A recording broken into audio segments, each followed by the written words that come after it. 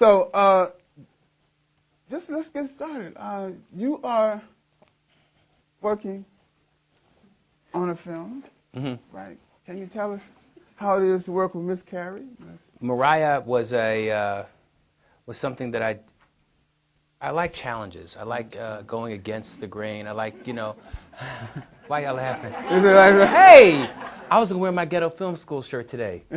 I don't know. Wait, like that's an understatement. Ghetto Film School in the house.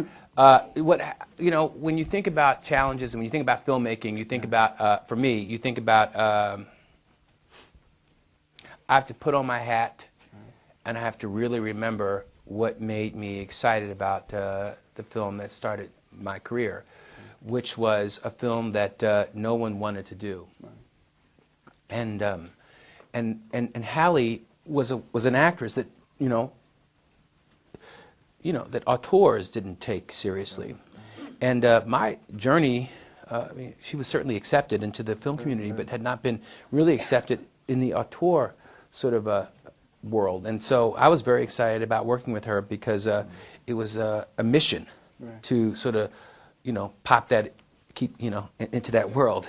And so many years later, I find myself with Mariah, Mimi, and she's a joke in the world of auteur filmmaking, but yet I think she's quite a genius, and quite a genius.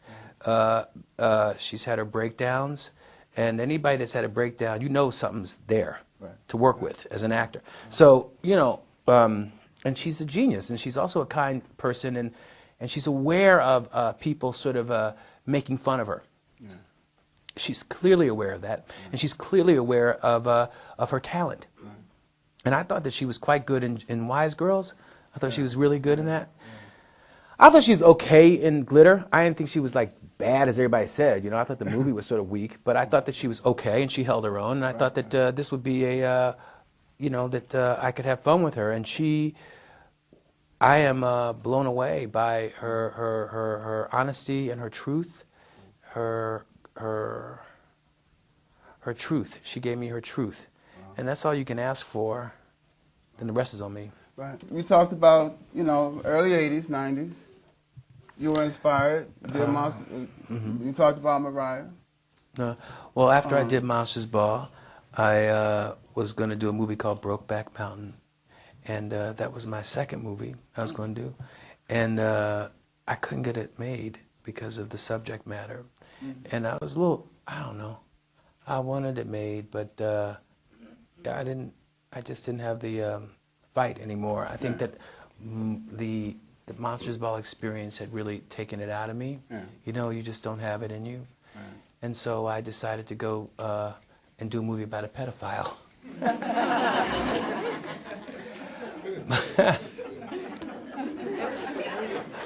But it won Cannes, Best Picture. I'm very excited. I was really excited that it won Cannes.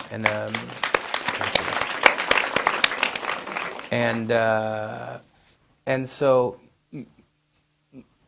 you leave, and you don't have the bang, the power of the bang. I purposely stayed away from press because I felt that an oiled press machine was almost lethal to my truth. That I then had to become something. You know what I mean? What was that something? What was the African Americans needing? What were we needing at the time to succeed? And so I sort of diverted away from press with both Woodsman and with Monsters Ball, and because I was just seeking to just make movies, and was embarrassed about it. Man. That's what people love about you, is that you will pick up your bat and step up to the plate and let's go. This is what I'm swinging with today, and I'm going to hit a home run. Well, I don't know I'm going to hit a home run. I'm just going to do something that I like at the end. So then I did a movie after Woodsman. So I didn't do Brokeback, and I was really sort of fucked up about that. I was like, damn, man. And I did Woodsman, and then I ran across a script called Shadowboxer that I loved, and I loved it. It was written by the same writers of Monsters Ball, and it was just so off. It was so strange. It was so unusual. And I felt that, you know, if it were a French or Italian or German filmmaker, it would have been embraced by Hollywood as a tour de force. And I felt that, why not? But I think that America wasn't ready for that world, that at least from an African American standpoint. Had I been any of my other friends, you know, mentors of mine, you know, filmmakers from Italy or whomever, might have had a different take on it, or been perceived differently.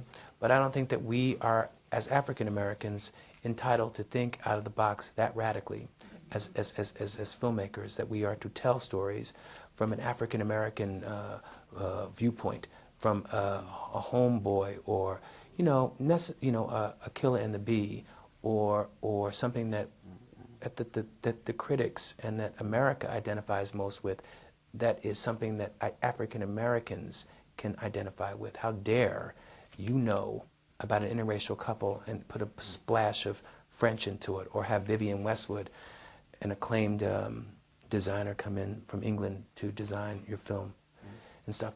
So I think that was just like, you know, this nigga's crazy. And how can Helen Mirren be going down on Cuba Gooding?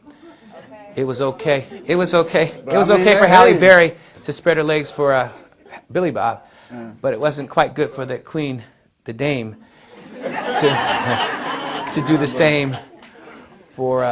But anyway, so. But you know what though, man? But I think it was a good thing for me. Mind, I was thinking, I said, damn, man, how do you get them people to do that, man? I mean, just tell them what time it is. When I saw it, I was tell them what time it is. Tell them what time it is. Just be honest with them. They love it. They love to be. They love the truth. And I think that what Helen loved and what they all love is that, you know, they are catered to, they're kowtowed to, and me, I tell them, hey y'all, I got some M&Ms and some, if you're lucky, on a good day, some pork rinds. Take your clothes off. The sun is setting. And I think that we all are in it. We all are in it. You're in it. I'm in it. We all are in it ultimately for the craft. I think that we all want to do something that is about the craft and really telling a story. And I think that these people get they get tons of money to go in and do that bullshit. But when you want to come in and do the real, then you come in and you roll up your sleeves and you work for Tootsie Rolls and a pack of Newports and you roll. You know what I mean? And you do what your truth is. And I think that that's what Helen and Cuba and Macy and we had a good time. And we knew that the movie was a little off, and it was what it was. And I think that it was God telling me too that you know, that everybody's not gonna like my shit, you know, and that gave me the courage to continue on and to go deeper, to hire somebody that I know nobody's gonna like, and that's Mariah Carey. And, you know, and you know, I don't care. Because, you know, everybody told me Halle Berry just run over somebody. Don't ever hire her. She's box office poison. And I hired her. And and people forget that, that she was labeled as, when I hired her, as box office poison. She had just run over somebody and took off and left the scene, which is pretty wrong. And she was X'd on everybody's list. And so I'm for the underdog. I'm an underdog. I'm from the streets. I'm an underdog. So boom, you know what I mean? And I think that, and I don't hide it. I don't hide my sexuality. I don't hide who I am. I don't hide anything. It's an open book. I don't hide my drug addiction. I don't hide it from my kids. And I think that it speaks volume in all of my work. And at the end of the day, when they throw that dirt on a coffin, I can know that I died an honest man. And ain't shit out here that I ain't been able to project about myself that's therapeutic on screen.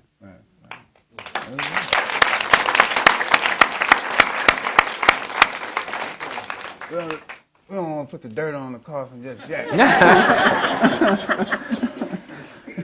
We still got a lot more work to do. Since Brokeback went on to, what it did, is there any way you can talk about how that happened and it affected you? Because I think a lot of us never really know how those things happen, just like with Monsters Ball. I mean, no one really knows about the whole, when Marlon Brando started, then Sean Penn and all that. And then the other thing is, you seem to be like where Christine Vachon in Killer Films was for a while. And so I guess in a way I'm really hoping that we'll continue to see your work, because unfortunately if you flip it to a black director like Charles Burnett, you know, how many people even know Charles Burnett?